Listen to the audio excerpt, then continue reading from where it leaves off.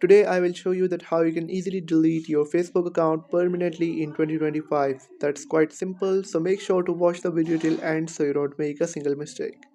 Guys, first of all, open up the Facebook app on your phone. Tap on those three lines on the top right corner and then tap on that gear icon on the top right corner to head over to the settings of your Facebook account. Then you'll have to tap on see more in account center, and after that you'll have to tap on personal details. Then you'll have to tap on account ownership and control, that is the last option, and then you'll have to tap on deactivation or deletion.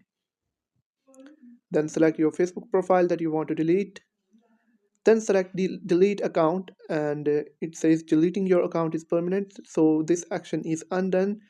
uh, so you'll have to tap on continue.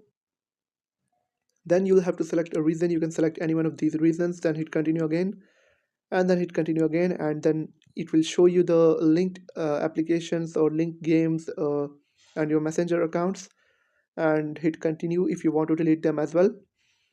And at the last stage you'll be asked to enter your Facebook account password, and then you'll be able to hit continue and it will delete your account.